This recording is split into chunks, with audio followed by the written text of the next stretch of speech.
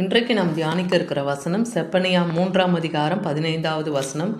கர்த்தர் உன் ஆக்கணைகளை அகற்றி உன் சத்துருக்களை விலக்கினார். இஸ்ரவேலின் ராஜாவாகிய கர்த்தர் உன் நடுவிலே இருக்கிறார்.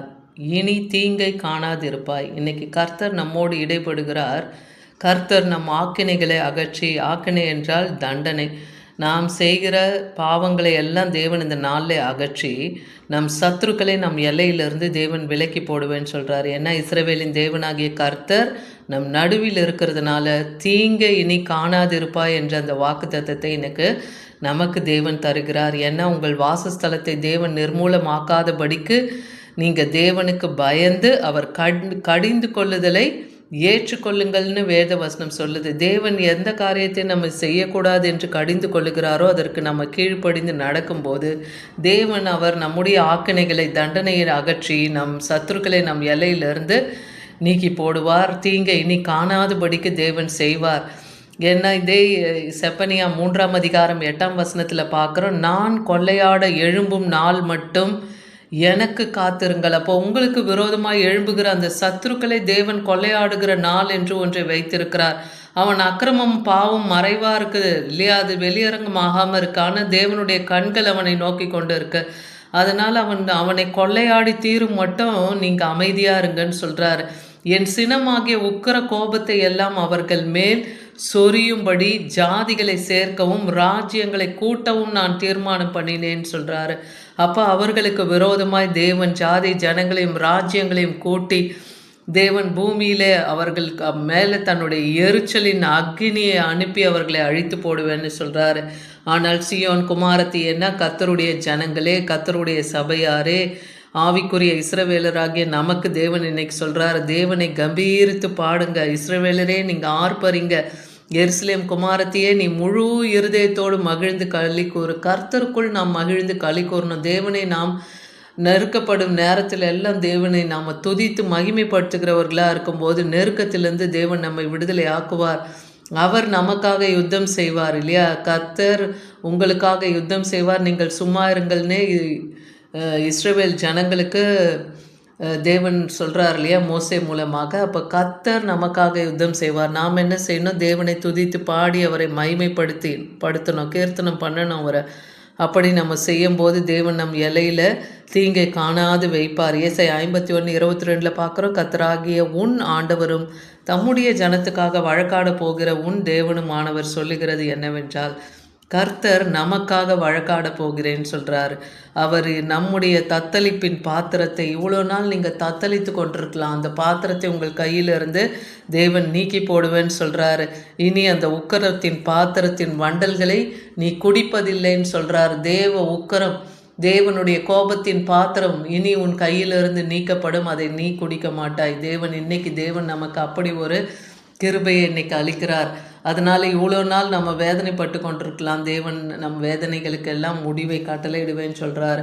அப்போ துன்மார்க்கனுக்கு நீதி சரி கட்டும் வரைக்கும், அக்கிரமக்காரனுக்கு குழி வெட்டப்படும் வரைக்கும் நாம் தேவ சமூகத்திலே காத்திருக்கணும், தேவனை மகிமைப்படுத்தி கொண்டு இருக்கணும். செப்பனியா 3:5 பார்க்குறோம். அதற்குள் இருக்கிற கர்த்தர்னா எருசலேம் இஸ்ரவேல் ஜனங்களுக்குள்ளாக இருக்கிற கர்த்தர் எப்படிப்பட்டவர்? அவர் நீதி உள்ளவர், அவர் அநியாயம் செய்கிறவர் அல்ல இல்லையா. அதனால தான் அவர் குறைவில்லாமல் காலை தோறும் தம்முடைய நியாயத்தை விளங்க பண்ணுகிறவராக இருக்கார். அதிகாலையிலேயே தேவன் நியாயம் செய்கிறவராக இருக்கிறார். அவர்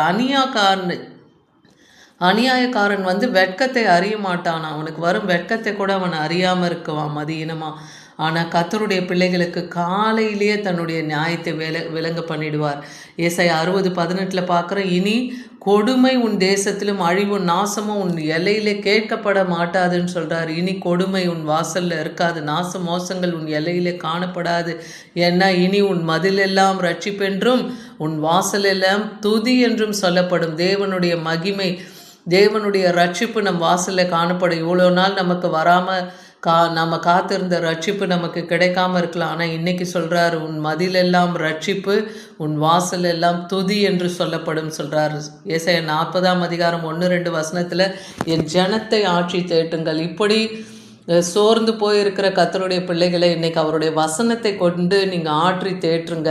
ஏன்னா எருசலேமின் பட்சமாய் நீங்கள் பேசி அதன் போர் முடிவுக்கு வந்ததுன்னு சொல்லுங்கள். போர் முடிந்ததுன்னா ஒரு போர் முடிந்ததுன்னா ஒரு அமைதி உண்டாகும் இல்லையா? அது போல் உங்களுக்கு எதிராக வந்த யுத்தம் முடிந்ததுன்னு விசுவாசிங்க. அதன் அக்கிரமம் எல்லாம் நிவர்த்தி ஆயிற்றுன்னு நம்புங்க. ஏன்னா தேவன் சகல பாவங்களின் நிமித்தம் கர்த்தரின் கையிலே ரெட்டிப்பாய் நீங்கள் அடைந்து தீர்ந்துட்டீங்க. அதனால் கர்த்தர் இன்னைக்கு உங்களை ரட்சிக்க போகிறார். நீங்கள் இவ்வளோ காலம் பாடுகளோடு கடந்து வந்திருக்கலாம், அதெல்லாம் தேவன் உங்களுக்கு அனுமதித்திருக்கலாம். ஆனால் இன்றைக்கோ தேவன் அதற்கு ஒரு விடுதலையும் சமாதானத்தையும் கட்டளையிடுகிறார்.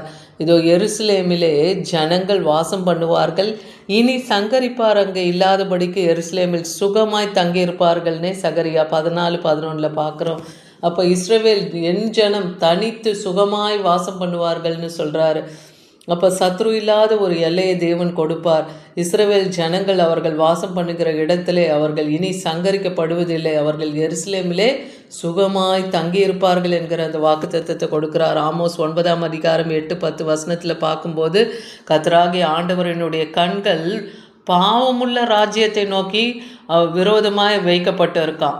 ஆனால் பூமியின் மேல் அவர்கள் இராதபடிக்கு நான் அவர்களை அழித்து போடுவேன். ஆனால் என் கர்த்தருடைய பிள்ளைகளாகிய யாக்கோபின் வம்சத்துக்கோ தேவன் முழுவதும் நான் அதை அழிக்க மாட்டேன்னு கர்த்தர் இன்னைக்கு வாக்குரைக்கிறார். இஸ்ரவேல் வம்சத்தாரை எல்லா ஜாதிகளுக்குள்ளும் ஜல்லடினால் ஜலிக்கிறது போல் அவங்களை ஜலித்து எடுப்பேன், நான் அவர்களுக்கு கட்டளையிடுவேன்னு சொல்கிறார். ஆனாலும் ஒரு கோதுமை மணி கூட கர்த்தருக்கு சித்தம் இல்லாமல் கீழே விழுவதில்லை.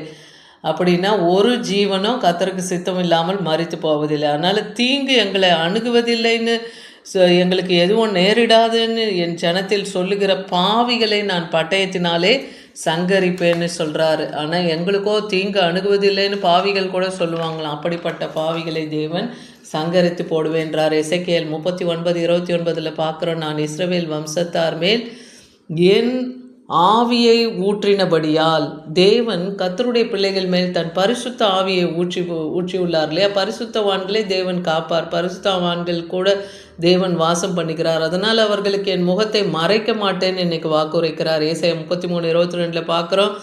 கர்த்தர் நம்முடைய நியாயாதிபதி, கர்த்தர் நம்முடைய நியாய பிரமாணிகர், கர்த்தர் நம்முடைய ராஜா.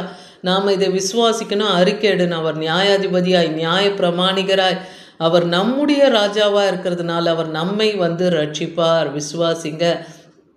எவ்வளோ நாள் சிறைப்பட்ட அடிமைத்தனத்தில் உங்கள் எல்லையில் நீங்கள் இருந்திருக்கலாம். இப்பொழுது உங்கள் எல்லைகளை தேவன் சத்ரு கையிலிருந்து விடுதலையாக்கி உங்களை சுதந்திரிக்க பண்ணுவார். ஏன்னா கர்த்தரால் மீட்கப்பட்டவர்கள் திரும்பவும் ஆனந்த களிப்புடன் பாடி சீயோனுக்கு வருவார்கள்னு ஏசாயா 35:10 பார்க்குறோம். இனி அங்கே நித்திய மகிழ்ச்சியை தேவன் அவர்கள் தலையின் மேல் வைப்பார். சந்தோஷமும் மகிழ்ச்சியும் தேவ பிள்ளைகள் அடைவார்கள். சஞ்சலமும் தவிப்பும் அவர்களை விட்டு ஓடி போகும். அதனால் கர்த்தருக்கு காத்திருக்கிறவர்கள் கர்த்தருடைய சமூகத்திலே தேவனை பாடி துதித்து இந்த இக்கட்டான நாட்களில் தேவனை நோக்கி பாருங்க. தேவன் உங்கள் ஆக்கினைகளை எல்லாம் நீக்கி போடுவார். இஸ்ரவேலின் ராஜாவாகிய கர்த்தர் உங்கள் நடுவில் இருக்கிறதுனால் இனி நீங்கள் தீங்கை காணாதிருப்பீர்கள். ஆமீன்.